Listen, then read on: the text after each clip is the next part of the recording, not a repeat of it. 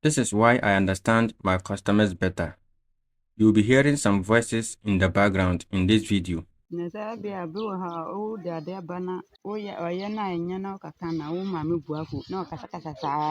are what I recorded whilst interacting with the people that patronize my rural mailing services. There was a time when they were dissatisfied with my services to the extent of quarreling with my old woman at the center.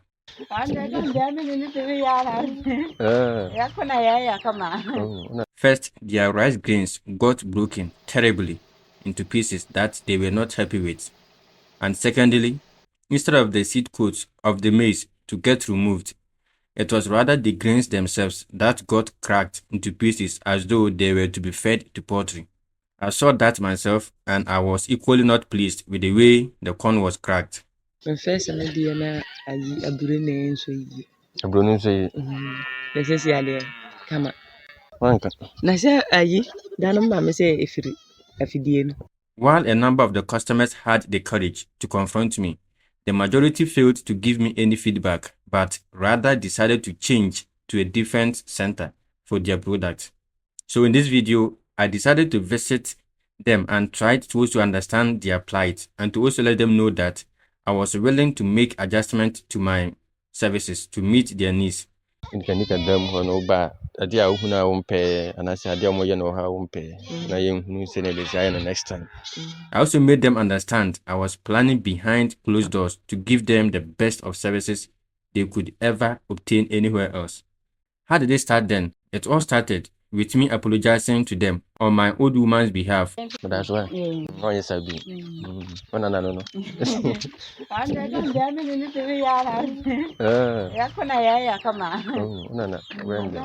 I didn't end there, but also, like as usual of me, I tried to also crack some jokes to ensure that they laughed at their displeasures they had for my services.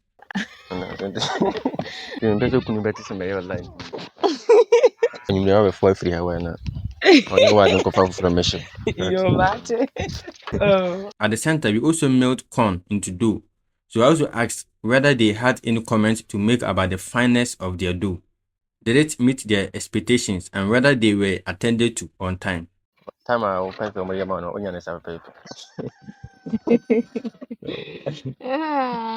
Okay, time no dey say bia na me de be kɔrɔ na wɔno nso so the wunni hɔ nom na sɛ maamefo no nkwa na wɔ ha bia na ɔmo nso so nto hɔ nom kɔ. Time a mepɛ deɛ bia na menya ne saa. ne yam no last we yam me den na mfi na meka che nsɛm nsɛm no ɛno so wanya abotra yɛ echim sɛ nipa no yam na ngu sɛ wani nje ho ansɛ wo ka kyerɛ na ɛno so ɔbɛyɛ Sam no so the time be me yama. In the community recently, we happen to enjoy a sort of monopoly in a sense that we are the only functional center available now. 3 centers were established to compete with us, but unfortunately, they couldn't stand their grounds and had to shut down. But we don't relax because there are no competitors. We need to seek for feedback so that we can always improve on our offerings every time.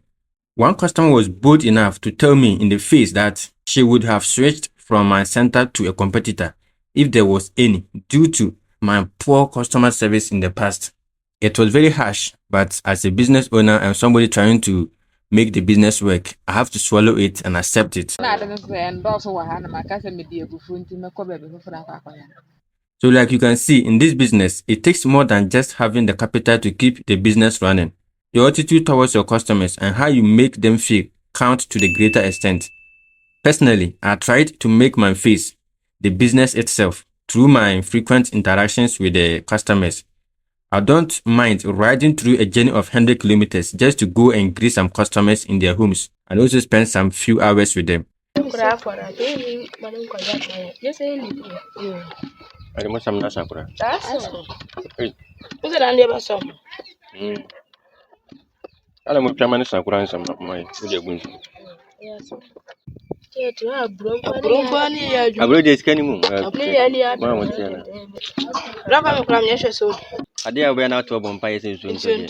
one of these visitations and interactions, I got to realize that the majority of the customers would prefer I provided the services to them myself instead of allowing another person attend to them.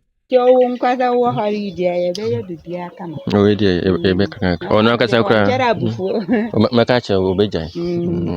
you have been observing me do the mailing, it's not always that I have to do the mailing by myself. Sometimes I allow the customers or their close ones to operate the machines themselves. So with this, I wasn't surprised when a woman asked me whether it was true that her son mailed the corn she brought to the center. While the customers were complaining of their grains not properly milled, I was also complaining of the losses I incurred as a result of that, because the mill was not hauling the rice properly, and it also took longer time to finish a bowl of raw rice, making the engine to even consume more of the diesel.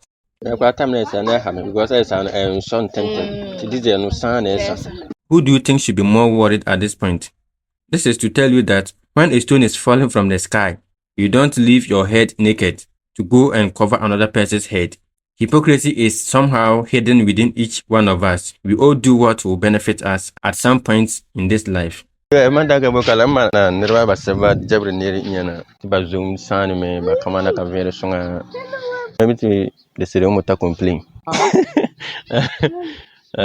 Makanya kompile tu pana sere dia mama nere. Tenga po kurato ni la ko ban kan tabu se ko tin temo tin ta fi ban kom. Dawo ta bata fi. Ta baka fi sunga dawo ta ni bata fi sunga bo. Anti fidie biya ka bobi. If you have this kind of loyal people, like the loyal customers that patronize your services, even no matter how wrong you're doing, they try to find reasons to stay. Okay, but because they know that is not your behavior or that is not how you do things, but this could be a mistake. So that is what you are hearing this other voice talking about. He's trying to say that machines can also make mistakes from time to time. So you can't always get it perfect as you want it, since even we humans are not perfect. So this is kind of like, if you have this loyal customer, there are those who are defending your business and trying to protect your image out there. Again, after interacting with these people, I also got them to patronize my service more after I have gotten the more efficient one installed. So with that, what I did was, those people complained the more. They were the people that I got their rice first hauled after installing the new machine, and it was perfectly done. And you know what?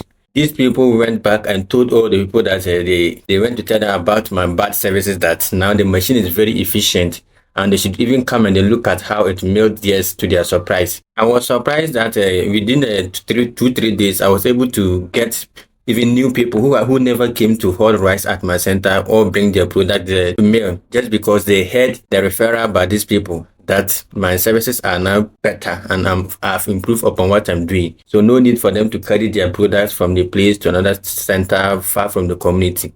And that is how I got the thing sorted. So sometimes you just listen to the people, what they want, you provide for them. If there's a place you can make some adjustments, you just do it. And those people who complain bitterly, you find a way to give them maybe discounts or offer them some special package where they'll be your loyal fans and they'll start referring you to their loved ones and people outside, potential customers, to come and then also test and taste what you have for them.